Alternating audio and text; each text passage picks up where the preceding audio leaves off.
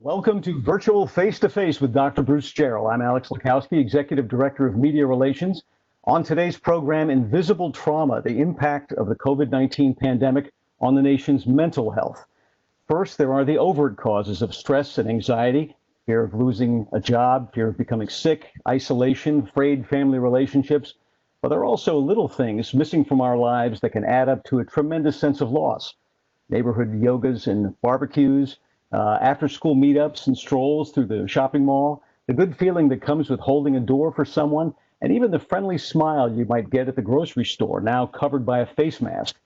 The consequences may be fights with family, overeating, a loss of sleep, but for many Americans, it's much worse.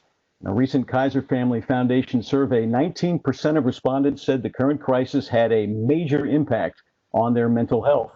One California study predicts an additional 75,000 deaths of despair in the U.S. due to suicide, increased alcohol consumption, and relapse into drug addiction, all tied to COVID-19.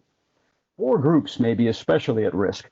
Children who have less well-developed coping strategies and are now largely separated from the mental health resources provided at school, people with existing mental health issues, residents of long-term health care facilities who suffer visitation restrictions, and healthcare workers who are overworked and witness to unabating trauma. Joining Dr. Jarrell today is Dr. Michelle Pierce, clinical psychologist and assistant professor at UMB. She's also the author of several books, including Cognitive Behavioral Therapy for Christians with Depression, a practical tool-based primer. She also recently published an article on Medium entitled Psychologist's 10 Tips for Staying Emotionally Healthy During the Coronavirus. Welcome, Dr. Pierce. Well, before we begin, let me say this program is being recorded and will be posted on our COVID-19 website, umaryland.edu/coronavirus. A little later in the program, you, the audience, will have a chance to ask your questions or make comments. Here's how you do that. Look for the tools at the bottom of your screen. They're all enclosed in circles. Click on the button with the speech bubble to open up the chat function. If you're using a cell phone, now that button will be on the upper right-hand area of your screen. Type your question there, and when the time comes, we may call on you to ask your question. So please listen for your name and be ready to speak up. I'll do my best to give you a heads up by sending you a chat message in return, so please look out for that too. Now, with all that out of the way, here's our host, UMB Interim President, Dr. Bruce Jarrell. Thank you, Alex. Thank you for introducing Dr. Pierce. Dr. Pierce, thank you for being here. I'm most appreciative. As you can all see, I'm still at home, just like last week and the week before. I think I'm pushing 2 months working at home, and I've learned how to cope with it. I get my work done, but that computer still stares at me every morning when I get up and every night when I go home, go to bed, actually, because I'm already home. So it's been an interesting experience. But we're all coping with it, and I just want to thank all of you who are dealing with it. I don't know where the end is yet. It's not quite in sight, but we're going to keep watching it very closely to find out when it's safe to do additional things. With that, I'd like to again introduce Dr. Pierce. I work with her a lot, and she's very expert in these topics. So Michelle, welcome. So we're all here dealing with the stress of working at home, the teleworking, the teleteaching, everything we're doing at home. Life is very different. COVID has changed our life. What are some of the most common mental health effects that you see as a result of this change in our operating environment? Sure. And first, Dr. Jarrell, thank you so much for having me. It's a real honor to be with you. I mean, mental health is so important, and especially right now. And I know I'm biased as a clinical psychologist, but I think attending to our emotional health is as important as it is to attend to our physical health. So thank you for this opportunity. And just thank you to all of you who have joined us today. I hope the information and the strategies we share are very helpful in supporting your well-being. So the most common things I'm seeing, and let me first begin by just normalizing what we're all feeling. You know, when the world goes through big changes and we personally go through big changes, we do see changes in what we're feeling and what we're thinking and how we're behaving. And so feeling things like anxiety and irritability and loss are very common. We're experiencing a lot of uncertainty right now. There's been a lot of change very quickly, a lot of loss. And I just want to acknowledge that some of you who are tuning in today have experienced a tremendous amount of loss during this time, and we recognize that. It's hard to know how to feel safe, and we don't know how it all turns out, as you were saying. So here are some of the common signs and symptoms when we go through stress. We might be feeling overwhelmed, anxious, really hard to rein in your mind. It's hard to concentrate. You're feeling irritable or anxious or angry, feeling sad. For some of you, it's hard to get out of bed or hard to feel a sense of energy or feeling very fatigued, hard to sleep. So those are some common reactions. The other thing that I think is really common and just to normalize is this emotional roller coaster that we can feel, where one day you're just fine and then the next day you're not, or even 1 hour you're fine and the next hour you're not. And so just to normalize that's pretty common right now. Who is particularly vulnerable to this? What are our vulnerable populations aside just us working here at home? Yes. So I think, top of the list, we've got certainly the people who have experienced the virus or going through it. I think especially if you're in the hospital and you're having to quarantine and you're by yourself, that's a pretty scary experience. And then our frontline professionals, and that includes our healthcare professionals, but also, administrative staff or essential workers that have to be out there and feeling unsafe all the time or dealing with that trauma. We've got family members of all the above. We've got people who have existing mental health problems. Some of them are more at risk now. And then we've got the elderly and we have the people who live by themselves. I think that those group of people are the most vulnerable. Yeah, you may have seen that New York Times article this past Sunday, If I Can't Turn My Brain Off. Yes. Talking about burnout and PTSD and medical workers. How much interaction have you had with them? And what are they going through right now? I've had a few of my clients are healthcare professionals, and I have to say that it is a really tough time for them. A lot of our sessions, they just cry. I mean, and they talk about the trauma, and it's scary. I've got some that are spouses of medical professionals. I think one woman, her husband is a emergency room doctor, and the protocol they have to do when he comes home every day and stripping down, in the garage and then running and getting a shower and doing all these things before he can see his family. I mean, so it's a big protocol. And so every day they live with that risk. And so it's hard on both the healthcare professionals and their family members. Right. So I'm happy to say I have grandchildren around my house periodically. And I guess maybe my question is for those of you who have children or grandchildren or others in your house, what do you do to keep them even-handed and mentally stable too, because they're not in school, they're not in their usual routine? What are some of the tips you could give us on that? Yeah, great question, because I think a lot of people are dealing with that. I think overall, children need to feel safe and they need to feel secure, just like us adults. But we as the adults, as the parents, have a lot to do with how safe and secure they feel. And so I think, one of the first things to do is to normalize what they're feeling. Sort of like we did at the beginning of this, normalize all those feelings. When you're a little person and you've got these big feelings, that can be pretty scary. So normalizing, giving them a chance regularly to talk about it. The other thing is having a family meeting. So explaining to your family and coming up with this together, what are the things we're going to do as a family to keep each other safe?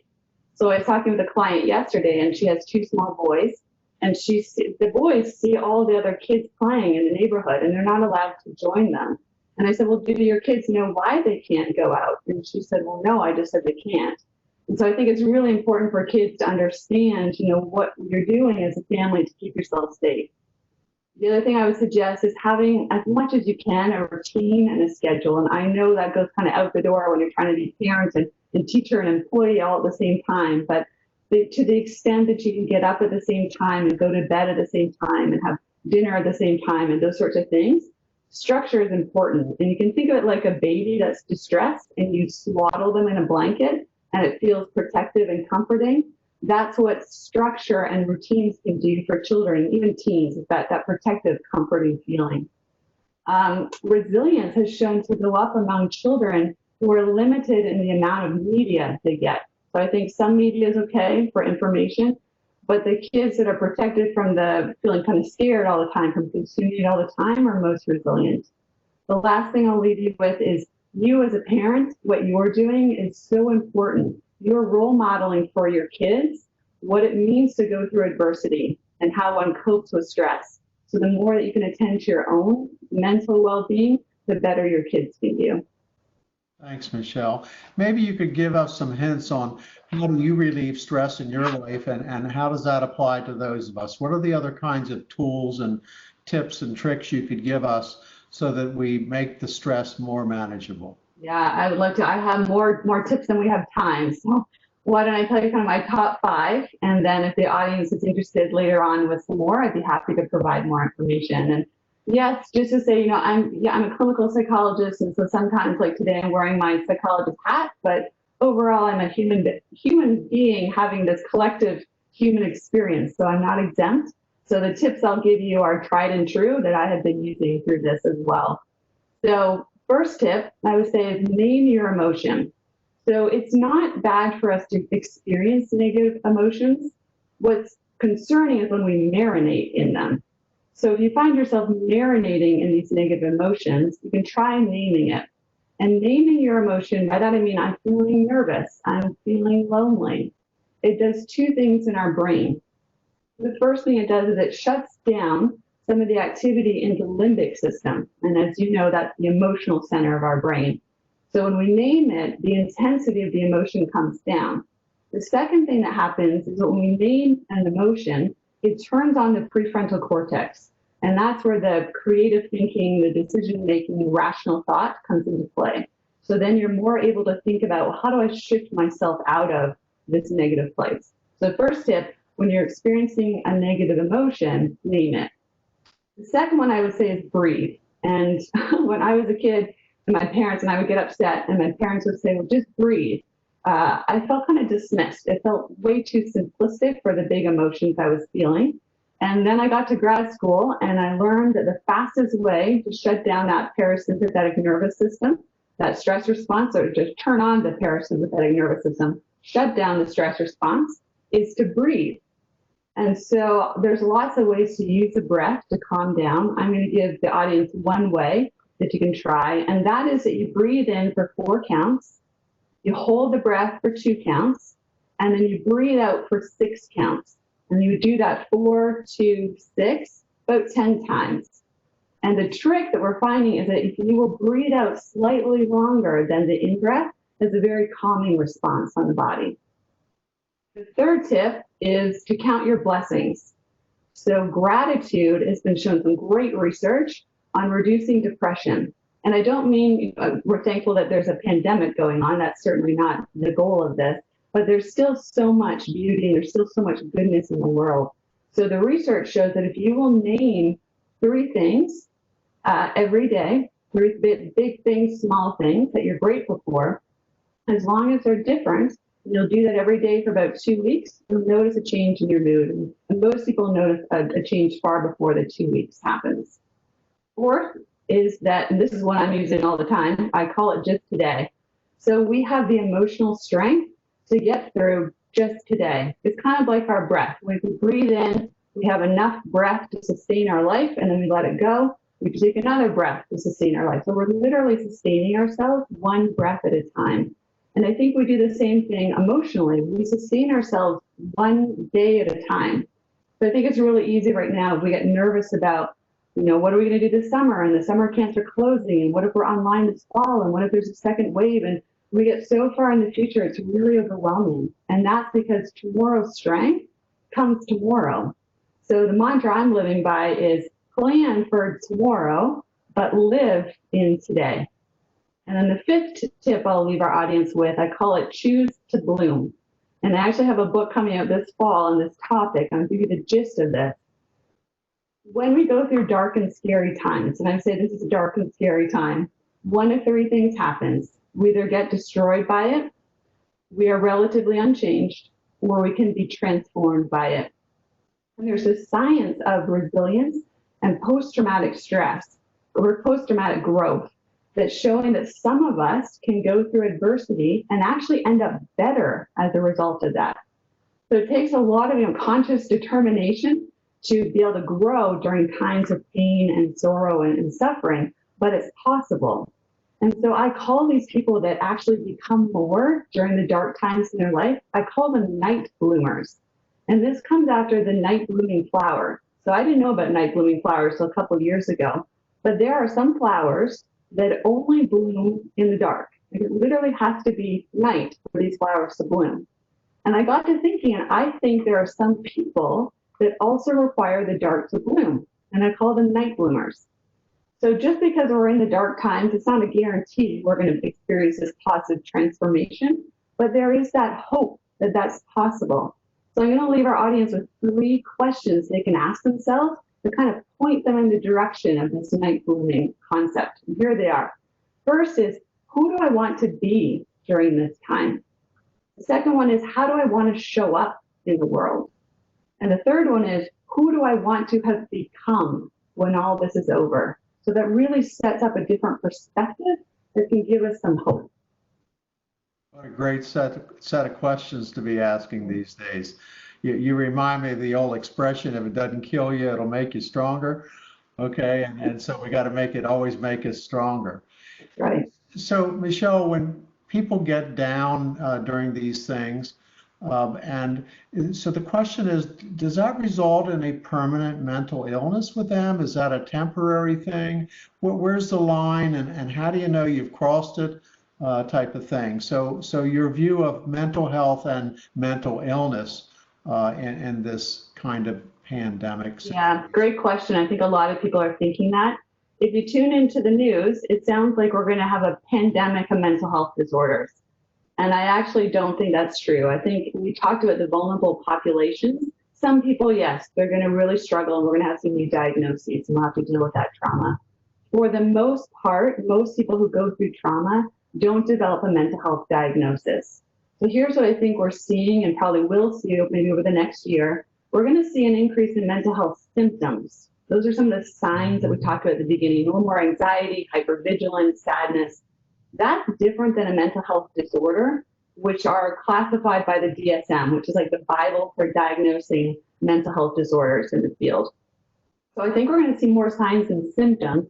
I don't necessarily think we're going to see this outburst of mental health diagnoses. There are a few things. I think part of your question was, how do we know if we've crossed the line? So let me give a few signs. If you are at the point where you're not able to function, you can't get your normal daily responsibilities done, you can't get out of bed, you have no joy left, you're completely empty, any thoughts of suicide, any sort of self-harm, or any substance abuse that's really gotten severe, you can't get your normal functioning daily tasks done. For any of those things, that would be a sign to reach out today. Those are some red flags. I want to remind all of you to start writing down your questions so that Alex has some additional questions for Michelle as we go along here. You've seen all of the catastrophes that have happened in New York City and Italy and Spain and other countries in terms of overwhelming the health system. And that includes the healthcare providers, the first responders. What's been the record about suicides and other self-harm that you're aware of from those groups? Anything? Yeah, and I don't know for the research yet, and some of it's a little early to really know. I have read, probably as many of you have, some of the stories of healthcare professionals who are committing suicide, and it just really breaks your heart to read that. In terms of what the prevalence is, I'm not sure, but that is something that we really need to be conscious of. Whether you're related to someone, you have a friend. Don't assume that anyone is immune. This is the time really to be reaching out to the people who might be struggling. Right. So one of the things I've noticed in healthcare is that we have switched from in-person care, and telehealth has suddenly become a huge program at the medical center and in the faculty practices, et cetera. It's been a major shift in the way we practice medicine. And I've heard it's pretty rewarding at times too, that the patients like it more and it is efficient, et cetera. So how is telehealth and counseling occurring when you can't see a patient? So in other words, electronically, what's the experience that's developing in that area? Yeah, so for the last 2.5 months, this is how I do therapy. I sit in this chair and it's through a video on my screen. So this is called telehealth, and we're doing it. Feels good, by the way. I like getting my therapy this way. You like it this way. This is your free hour, Dr. Jarrell. Yes. So yes, this is how we're doing it. And I have to say most patients appreciate it. I find it odd when some show up in a back row because really this is still should be a professional setting.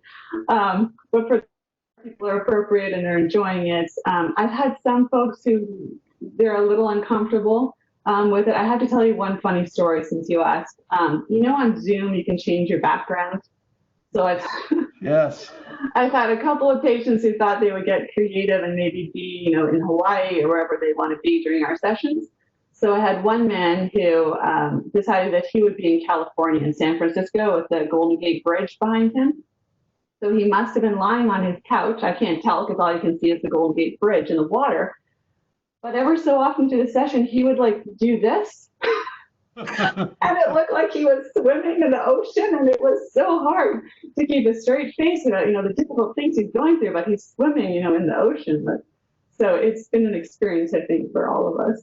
That sounds like off the deep end, maybe swimming. Yes. So you've totally converted them to electronic telehealth. Yeah, 100%. That must have been a transition for you as well. I mean, here you are, you're used to seeing and talking to people in person. So how'd you find that transition for you yourself? I was lucky because a number of my patients wanted to do video before the pandemic happened. So I was doing a couple of sessions every week by video. So I was getting used to it. I mean, I have to tell you, the first time we did video, I was so uncomfortable.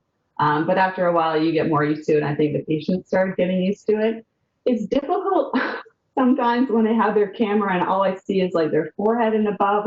It's really hard to read the facial expressions when you only see your forehead. So there are some technical difficulties, but for the most part, I've really appreciated that this is still possible to have sessions during this time.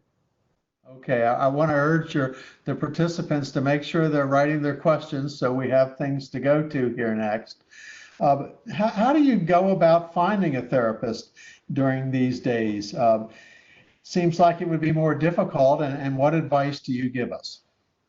So if you're an employee at UMB, you're a postdoc, staff member, faculty member, we've got the Employee Assistance Program, and that's free on our campus, and all the sessions are being done virtually as well. So you just need to look up the Employee Assistance Program on the UMB website, and you can access that. If you didn't want to use that, you have a couple options. You can look for a mental health clinic in your area. You can call your insurance company and find out who is in network for you. And then there are some just online therapy providers like BetterHelp. But everybody is doing sessions by video, and thankfully all the insurance companies are covering telehealth right now. That's not always the case. I hope that's a change, a permanent change. But everybody is doing online sessions, so you should be able to find a provider that way right now. Great. Alex, you got a few questions yet? Well, we do. Let's start off with Aisha Mutani. Aisha, I'm going to unmute your mic, and you can go ahead and ask your question. Hello, do you hear me? Yes, go ahead. Hey, how are you? Hi, everyone, and thank you for the great topic, Dr. Jarrell and Dr. Michelle. So my question is about just some tips on how to manage the mental health and well-being proactively, and how to manage our expectation during the COVID-19 outbreak for short and long term. Just to clarify, make sure I got that. Was it how to manage mental health short-term and long-term? And then how you manage our expectation, the same way. Right. She's asking about expectation. It's often said happiness is a function of expectations, right? How do we manage those expectations in short and long term to maintain our sense of well-being? Right. Yes. I think the number one thing we really need to take away from this is that the most people, we're challenged right now. So we are experiencing some emotional distress, but the hopeful message is that based on what we know about other traumas, most of us are going to be able to get through this okay. And for those that do develop a mental health disorder, for the most part, those remit spontaneously. So yes, there's going to be some of us that need to seek extra help. And if that's you, please reach out now. But the majority of us, I think it's a very hopeful message that we are resilient and we do find our way through this. Does that help to answer the question, Aisha? Well, I've Maybe muted her lost mic. I'm sorry. We'll never know. I hope it did. She'll probably let me know. Okay. Oh, she said, okay, thanks. So yes, good. That You're did. welcome. Alex? Yes, we're going to go to Flavius Lilly next. You know him. Flav, are you ready? Yeah, thanks, Alex. Thanks, Dr. Pierce. Very informative. It's good to see you, and you as well, Dr. Jarrell. I feel like I'm mostly adjusting well to the new circumstances, but I have on occasion my stressful moments. But my question really is, as a leader at UMB, what is some advice you would give to me and to other leaders to assist our employees at the university with the multiple stressors that they're encountering during the COVID-19 crisis? It's a great question. Hi, Flav. Hi, Michelle. So first, I mean, UMB is doing such a phenomenal job. I have been really impressed, and I've told a number of you that your transparency, your communication with us has been really helpful. So that makes us feel kind of that swaddling metaphor again. It makes us feel very held. So as much as you can do to reduce our uncertainty is helpful, because when everything else feels out of control, having a sense that, there's someone in charge and leading this, there are some things that are certain is helpful. So getting that communication. The other thing I've noticed leadership is doing that's wonderful, and I hope you'll continue to do, is be flexible with us. So I know a lot of parents are having to work different hours right now. And that flexibility, and for them knowing I could get up and do some work, and then I've got to attend to my kids and their schooling, but I can come back later and finish the work is so critical right now. The other thing I would suggest or I would put out there to all of you is that I would expect a readjustment period for all of us. I mean, I think that's going to be most pronounced if you are a frontline worker for healthcare professional, but all of us are going to go through some sort of readjustment. And I'm starting to see that already. So in my sessions with clients this week, the anxiety had come down for a while as we sort of got, we're at home, we feel safer, we got into routine. But now the sanctions are being lifted and we're being told you can go back out into the world. And most people don't feel safe yet going back out into the world. And so I think as leaders to expect that all of us are going through some sort of readjustment, and to do that gradually, to really allow people to go at their own pace with that and figure out what their comfort level is, and to provide a lot of support and guidance as we do that. Thank you, Michelle. Alex, what else do we have? Well, coming from my team, we have Jenna Frick. Jenna, are you there with your question? Yes, I'm here. Dr. Pierce, thanks so much for being on and really addressing this topic. I know it's really important during this time to do that. So my question is, what's the best way for me to show love and support to friends and family members who are really struggling with their mental health during this time? Because, sometimes it's hard to really know what to say or even do anything because we're keeping our distance. Yeah, it's a great question, Jenna. I think one of the really hard things about this particular virus is that we can't do what we normally do during a crisis, especially a collective crisis. So when you think about 9/11, what we did was we came together. We physically came together. That was our instinct. It was a really good instinct. And we can't do that right now. One, because of the virus, and two, because of the sanctions that are put on doing that. The second thing is that we are threats to one another. So instead of coming to and feeling we are comforting one another, we're actually threats. And Jenny, you may have experienced this, but when I go for a walk and it's a busy day, I can feel more stressed at the end of that than the beginning, because I feel like I've been dodging, these invisible bullets the whole time. So us being a threat to one another is also particularly concerning. So what can you do? I think it's really important to show people that you're still there. So that can be really small things. It can be sending a text. I mean, sometimes I have a friend and she just sends me a little heart in a certain color. And that's all it takes. I just know that heart means she's thinking about me, she's sending love, and that puts a smile on my face. Sometimes it's reaching out and making that phone call instead of waiting for them to call you. But it's really the assumption that we're all craving that connection, and how can I continue to show my presence in their life? Thank you, Jenna. Alex, what do we have next? All right, we have Michelle Peralta. Michelle, are you there? Go ahead. I am. Hi, Michelle. How are you? Hi, Michelle. So I first day back from maternity leave, and so I haven't interacted with a lot of coworkers just yet, but I have received text messages and questions. And one of my big ones for you right now is how do we support coworkers or students with existing mental health issues? And is it different than how we approach those who are just experiencing the mental health symptoms due to COVID, as you discussed earlier? Yeah, and sometimes we don't know, right? We don't know if a student has a mental health disorder or they're having mental health symptoms. I think if a student has disclosed that to you, it's a little different. Most of the time we don't know. And so I think as staff and as faculty members, it's just important for us to keep in our minds, the forefront of our minds, that our students could really be struggling right now. And so one of the things I found myself doing when I was teaching this spring, I sent out a whole lot more sort of personal check-ins to find out how are my students doing.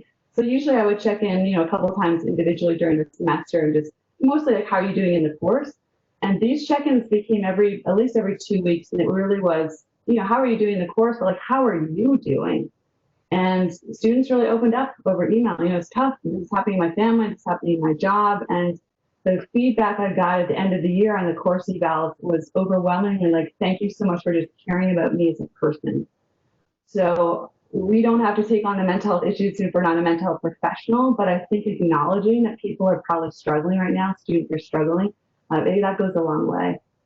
And congratulations again on the baby. Thank you. Alex? Well, we have a question from our Facebook Live feed. It's a question that I'm sure many, many people watching have. It's from Isabel Sarno-May, who says, what practices do you suggest to avoid cognitive overload and resulting mental distress as a result of increased computer-based work? We're all working on computers at home instead of talking to people. Yeah. I think we're going to have a new vernacular after we're done. I'm using the word zoomed out. I am zoomed out, as I think a lot of people are. And so for myself, I can share what I've been doing. I've been having to take breaks. And so during the middle of the day, it might be getting out and if it's a nice day, walk outside for 15 or 20 minutes. I have these exercise challenges with some friends that take me 5 minutes for you to do sit-ups or push-ups. And I literally get away from my screen and like move my body for a little bit and come back to it. And then a final thing I would suggest is we really have to be good about taking breaks and setting limits. Alex, you and I were talking before this started about how working from home can suddenly become like working all the time. Now you're working as soon as you get up in the morning, you're working at night, you're working on the weekends, and it can become this kind of expectation that we're supposed to do that because, well, your boss is sending you an email on the weekend, or your colleague is, still working at night. And I think it's really important to step back and say, like, what are the hours I would normally work? How do I need to be flexible given my family situation? But still like setting those firm limits, because I know at least for myself after the first few weeks when I worked all the time, like I was burnt out. And when they started predicting this could go on for a long time and now even longer, we have to treat it like a marathon. It's not a sprint anymore. So we've really got to conserve our energy. I think I have someone I want you to talk to after the show. Your boss? I'm just saying. Alex. Oh, I'm kidding. She knows I'm kidding. We have Becky Menendez, hopefully with us, who has a question about, when you're home with family, it can be reassuring, but it can also be tough. Becky, are you there? Yeah, I am. Hi, Michelle. Hi, Becky. Yeah, just wondering if you had any suggestions if you're dealing with someone else who might be in emotional distress and you're in close quarters and also trying to maintain your own calmness, what kind of things might work in that situation. Yeah, and it really depends kind of what's going on. I won't ask you to go into details there, like how severe it's gotten. If it's gotten on the really distressing side, you certainly want to help them reach out and to find a therapist. And you can do that now, with the online therapy. So that would be one suggestion. The other is really, providing the support, bringing in anyone else in your network that can help, because sometimes if it's just you and someone else living together, like all the burden is put on you. And there are a lot of relationship strains right now. We're not used to spending 24 hours with our loved ones as much as we love them. And the other thing, Becky, would be, taking care of yourself, if you're referring to yourself in this scenario, finding ways that you're still attending to you. So I use the metaphor of a cup. And if our cup is empty, there's nothing left to pour out. So it becomes like, how do I fill my cup? What are the things that nourish and replenish me? So when I come back to this partnership with something to pour out again. Great analogy. Alex? All right, next up is Lois Warner. Hi, Lois. Are you there? I'm going to try one more time. Lois, are you up? She's muted. Well, she writes, I worry that so many people that are struggling with depression right now and other forms of mental stress are worried that if they speak up, they'll be seen as weak or unable to continue working. What could you or anyone say to someone with those worries? Yeah, so this still upsets me. The stigma we have in our society around mental health issues is so different than physical health. Like if you had COVID, there's not the stigma around, we all be like surrounding ourselves trying to love on you. And yet if you're struggling with something like depression, which for some cases can be fatal, you feel like you have to suffer in silence. So that is really upsetting. And part of this is a society issue. And, I think it starts with us as individuals. I mean, Dr. Jarrell, again, I'm just so appreciative that you have us addressing this along with all the other important issues, because it gives a forum and it starts to give us a language and a permission to talk about these things. And these are equally important. I needed the therapy too, Michelle. Alex, what else you got? We have Cindy Rice. Cindy, are you there? Yes, can you hear me? Yes, go ahead. Okay, Michelle, I'm going back to the mental health service that you mentioned that people could possibly call into. I know that I saw a commercial with Michael Phelps, the Olympic swimmer. Yes. Who won all of the gold medals and everything. He has a commercial that actually advertises relieving stress and how to get help with your mental health issues. And I think the name of it was Better Health Mental Services, but I'm not quite too sure about that. But everyone should know that there is this service available, and I don't even think there is a cost to it, but that would be a resource that people could call into if they're feeling, overwhelmed and depressed. So thank you, Michelle, and everybody who put this particular session on. It's really appreciated. Thanks, Cindy. Yes, there is that Better Health. This is one of the online therapy organizations that existed before the pandemic, so that certainly is an option. My understanding is that organization does not accept insurance, and it's sort of, I think you pay a monthly fee and you get unlimited access to your therapist, I think through video, phone, and text. So that's one option. Now, if you have insurance through the university, you could go through your insurance company, and all the therapists are online right now. So if that's what you're really looking for with an online therapy, they're all doing it. And if you want to do insurance, it might be a little cheaper for you. Does the online therapy include video, or is it just audio? Video. So it's like this. So when I'm seeing my patient, Cindy, right now, it's exactly like this. And I'm using Zoom video. Okay. All right. Thank you. You're welcome.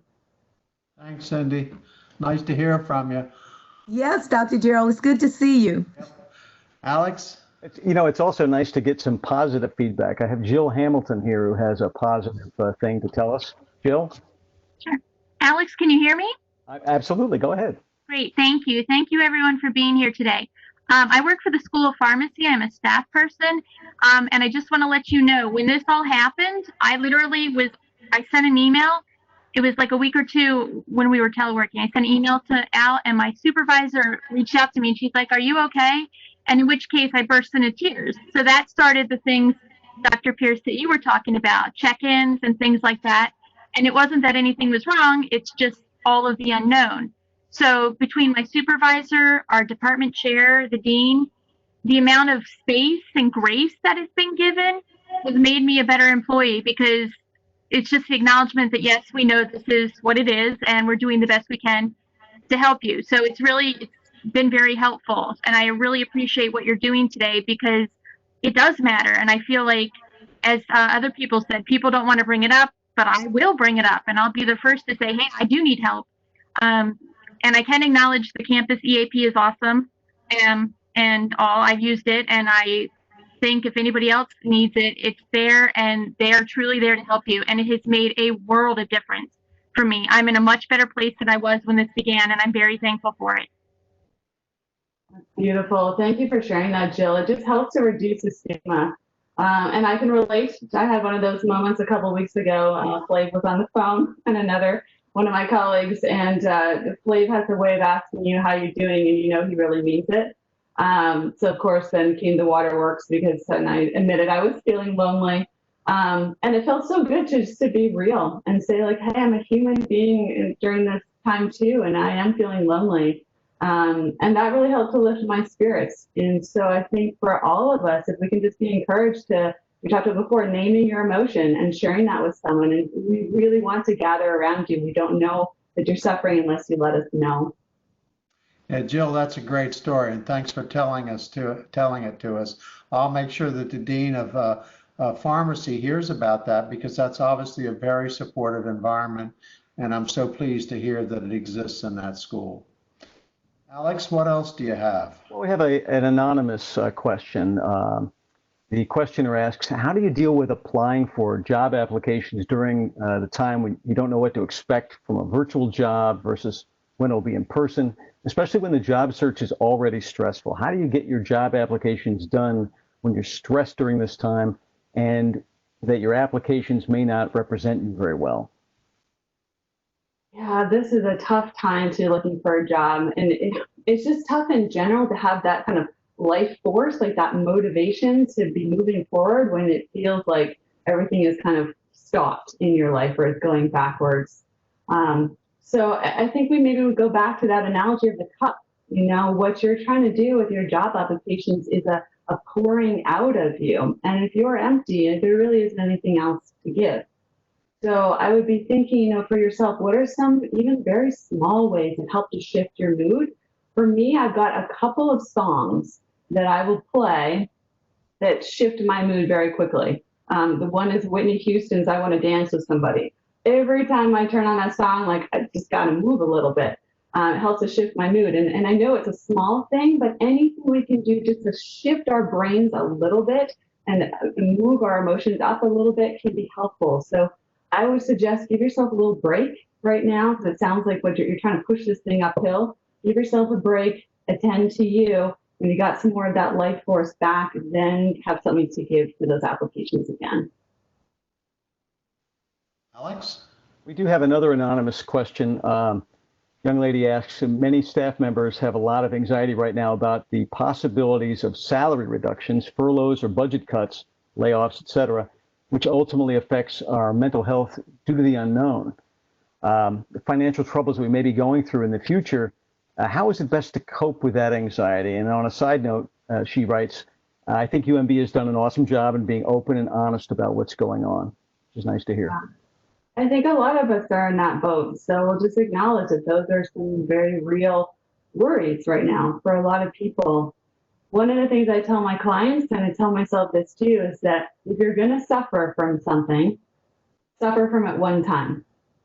So I tell my patients, you know, if they're afraid of flying, they're afraid their plane is going to go down. So I say to them, you're allowed to worry about that one time. You're allowed to worry when the plane is actually going down. When the plane is going down, you're allowed to freak out as much as you want, like make as much noise, like freak out. But until then, you just add to your suffering. And the way our brains work is that if we imagine something, the same parts of our brain light up as if we're actually going through that experience. So if you keep worrying about something, you literally have to experience it every time you worry about it. So for as much as you can, and I know it's challenging, but to be able to set that aside unless that actually happens, otherwise it is a process of suffering it so many times. Thanks, Michelle. And what I would say is this plane isn't going down. Okay? Dr. Jarrell. We're still flying and we're flying high. And I think, you know, you talk about adversity and how do different institutions react to it. And this institution has reacted remarkably well to these adversities. And this show is a testament to that, about the kinds of questions and the life energy kinds of things that Michelle was talking about. You know, nobody can make you promises right now. All I can say to you is the last thing that we want to cut into would be furloughs and salaries and jobs, et cetera. So we've got lots of different things we intend to execute in terms of actions to save money, et cetera, before we get into that, because I consider that to be such an important part of this university. So I like Michelle says, you can worry about it when it happens, but quit worrying about it right now, because this plane isn't going down. So thanks for that analogy. I like that one. That's a message from our pilot. Thanks, pilot. Well, he's got to deliver on it. And of course, that's part of the job, isn't it? Alex, what else? That's great. Well, that's great. Another audience member is wondering if there are any mental health apps that you would recommend. This might be very helpful for a lot of us. Yeah, and I should have written down the list. It's a great question. I know there's something called Calm, and there's another one called Headspace. And these are apps that have meditations, like relaxation meditations on them. I think Calm might be free. I think Headspace has a few free, and then you can pay for a subscription. There's a new one called something like Bloom that deals with CBT and journaling. But I think if you would type in sort of mental health apps, there's probably a lot that I don't even know about. But those are the Calm and the Headspace I know do meditation. And also, I'll just throw out there, you know, audience members, if you have tips that are really working for you for your emotional well-being and or apps or any other things you want to share with the audience, you know, feel free to send those over to Alex as well. Michelle, one thing that hasn't come up in the questions is different ethnic groups in this country and how they are sometimes stigmatized by the COVID virus, et cetera. Do you have any lessons from that or any advice that you would give to all of us listening as well as us as a university? Yeah. You know, the phrase that pops into my mind, Dr. Jarrell, is when you can be anything in the world, be kind. That we need more than anything right now is to be kind. And one of the things that concerns me right now, and sort of on top of the mental health issues, is what we do collectively when we get into our fear-based minds. So think of I mean, we all experienced it, at least saw it on television, the toilet paper aisles, empty toilet paper aisles. That's just sort of a microcosm of what we do when we get in fear-based minds. We take more than we need. We don't share. We create out groups. You know, you're in that group and I'm in this group, and we act unkindly. And so I think it's really important right now that we remember that we're all human, again, having this human experience. And how do we come together? And really at this crossroads, we get to decide, are we going to proceed in unity and proceed with love and a spirit of compassion? Or are we going to go into an in-group and proceed in fear? And that's a choice we have to ask ourselves every day. Yeah, the toilet paper is funny. Seems to me you refer to that in one of your articles about somebody stole your toilet paper. Okay, Dr. Jarrell, I'm a planner, and I thought I had this really great idea. Just, you know, as soon as the news was starting to break about the pandemic, I thought, you know what? Let me go ahead and order a whole bunch of toilet paper on Amazon Prime, so I'll be good, and just in case the world gets kind of crazy.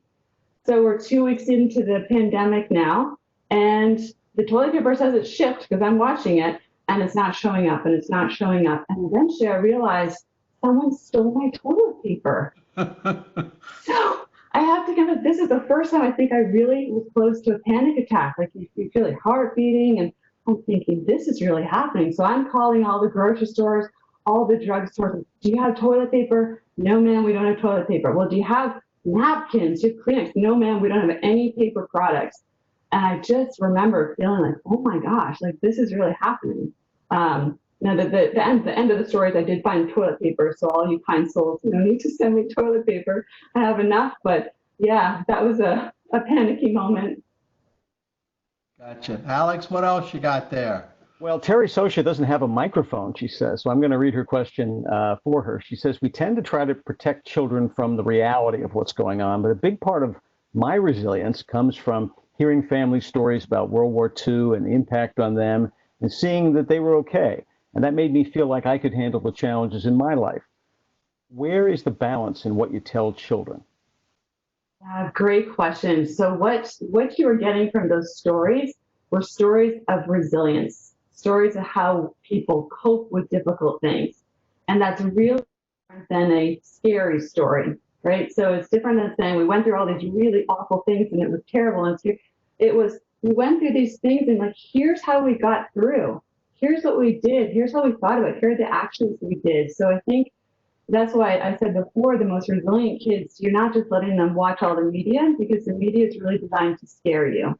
But if you have enough where it's educating, and then here are the things we're doing to be able to be strong and to be able to develop our resiliency and to move through and to help other people, those are the kind of stories and that's the kind of example that helps our kids. Okay, Alex? We have another anonymous question, and I think it's great that people are being, they feel free to ask these questions. Yeah. She writes, what do you suggest for someone who has a loved one who has anxiety but is in denial about getting help? Yeah, that's always tough when you love someone and they don't think they have a problem or they're not willing to seek help. And there are limits, to what you can do if someone, passes into a different place where they're at risk to themselves or to someone else, and you can take other measures, but you can't force someone to get help who doesn't want to get help. I find the best thing in those situations is to be compassionate. As soon as you get into that sort of judgmental, critical, kind of blaming place, the person shuts down.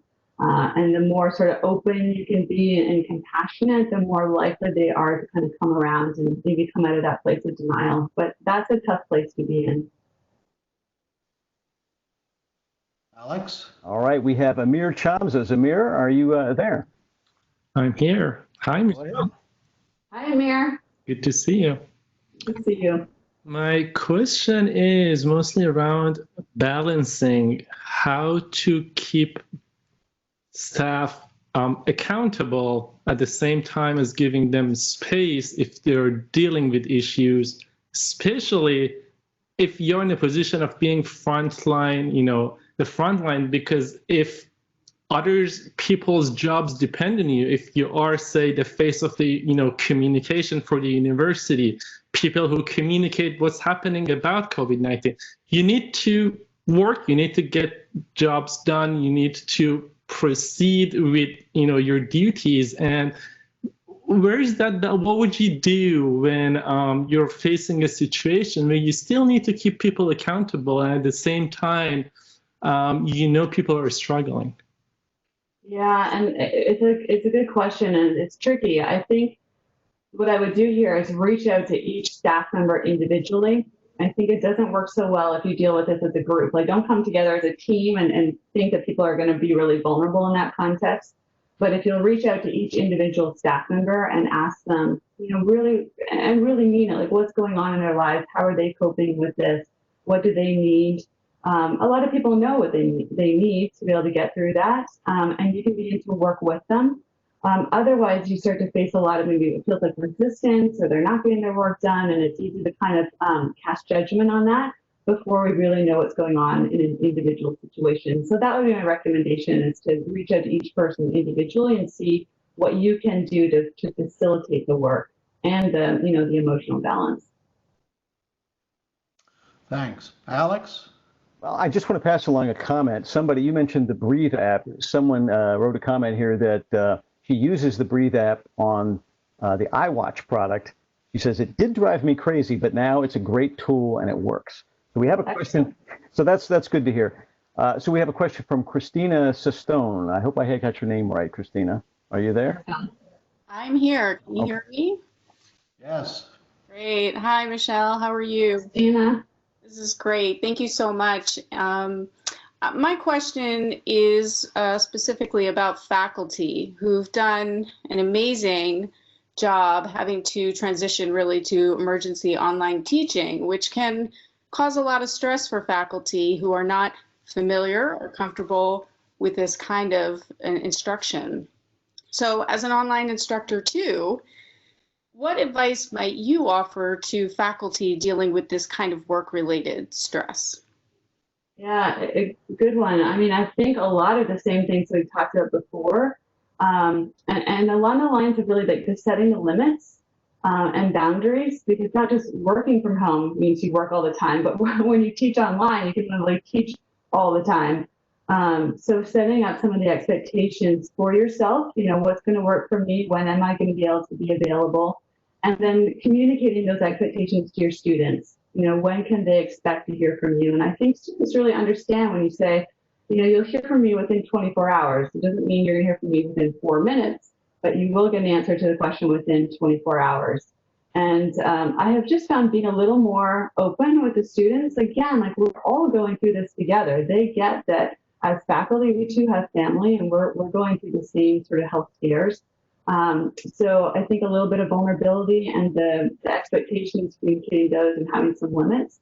And then if faculty are struggling, you know, usually there's a program director who's in charge of the program they're teaching in. Definitely to reach out to that program director and let them know how they're doing. Great.